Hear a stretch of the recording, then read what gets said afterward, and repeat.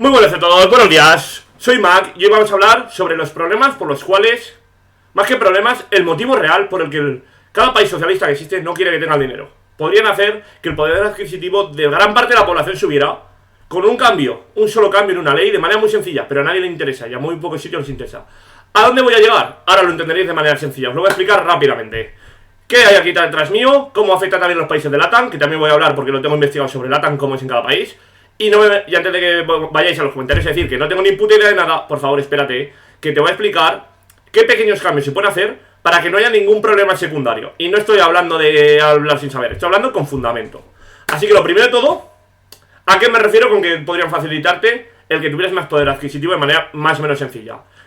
Vale, si tú te vas a 50 años atrás, 60 años atrás, gran parte de las familias, incluso en LATAM igual hace menos tiempo, pero ahora se pone hace 50 años, vivían de la ganadería y la agricultura, y eso es una realidad. Y si no eras gran arrendatario de tierra o gran arrendador, sí que tenías algo pequeño de tierra, era muy común tenerlo. ¿Vale? Entonces, ¿a cuál es el punto que yo quiero llegar? Vale, si tú tenías esa parte de tierra, sea grande o pequeña, hoy en día, si es tierra agrícola, normalmente no vale una mierda. Si es de secano, 10 céntimos el metro cuadrado, será una locura, depende de la zona de España. Y 1 euro el metro cuadrado, si es de regadío, está bien pagado, depende de la parte de España. Estamos hablando de que tiene 10.000 metros de tierra, que no es mucho, vale 10.000 euros con suerte, sin tener en cuenta que luego tienes que pagar a Hacienda lo que te corresponda por IRPF en la declaración de la renta, sin contar los impuestos, ¿vale? Pero ¿por qué digo que es muy fácil cambiar eso y que tengas tú más dinero? Muy sencillo.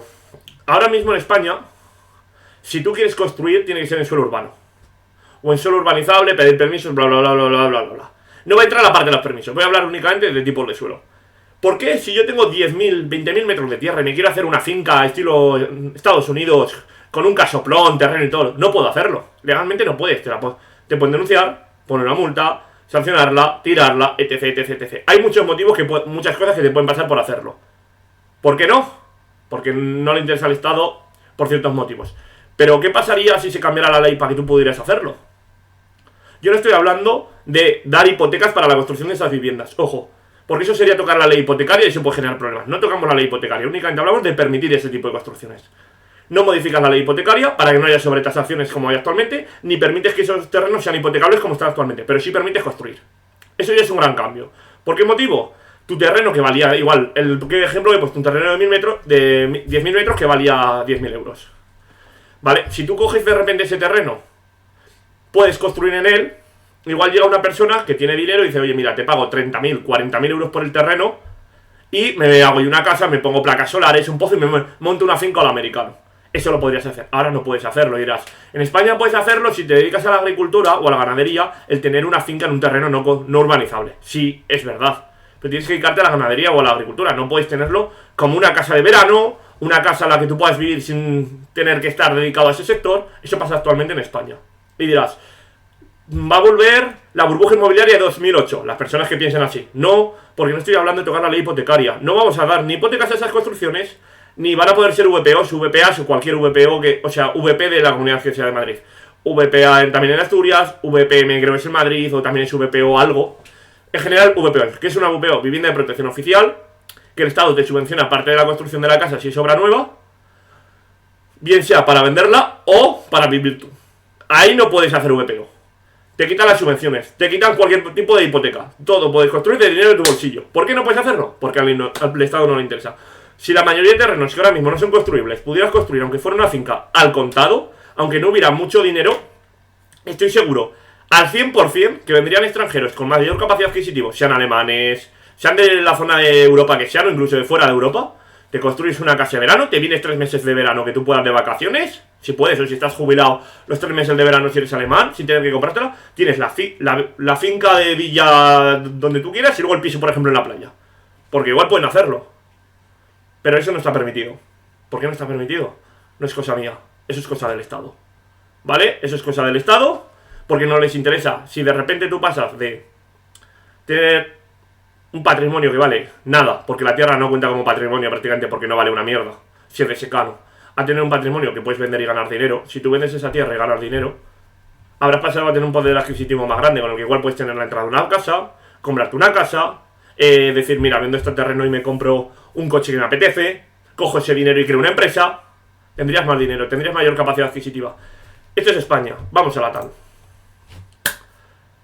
En LATAM es distinto, depende del país. Entonces, esto no es genérico para todos los países. Aparte de leer esto, he leído más sitios, me he informado, según la ley de distintos países, entre ellos Chile, Argentina, Colombia y México. Sinceramente no he leído más allá de eso, porque luego con esto que he encontrado, te hace un resumen más o menos de distintos países, pero el punto viene a ser el mismo. Hay países que lo tienen bastante liberalizado, ¿vale? Que te permiten hacer lo que yo estoy diciendo.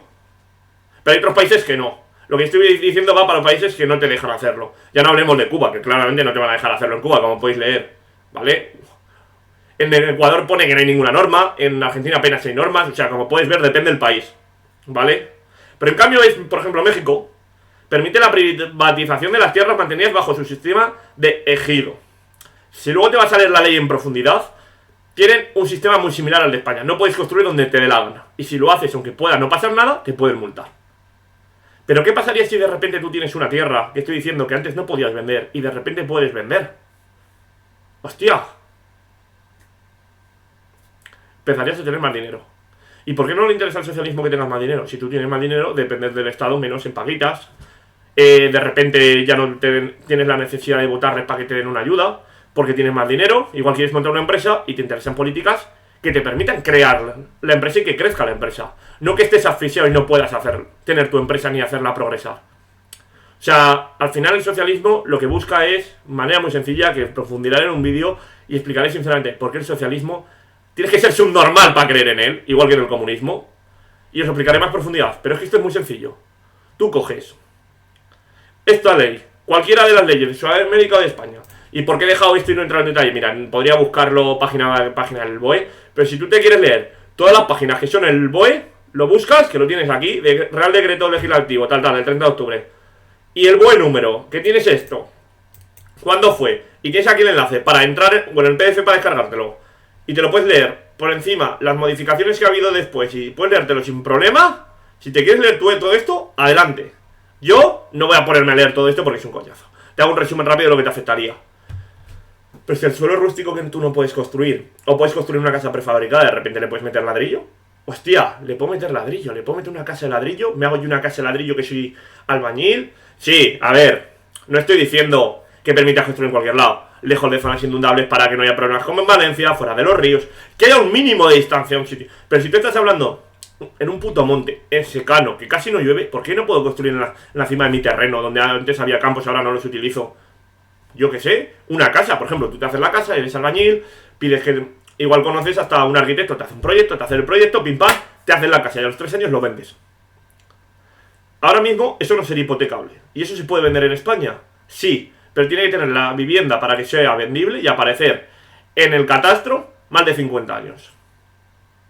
Entonces no es vendible, prácticamente. Tú te haces esa casa ahora y es una casa ilegal.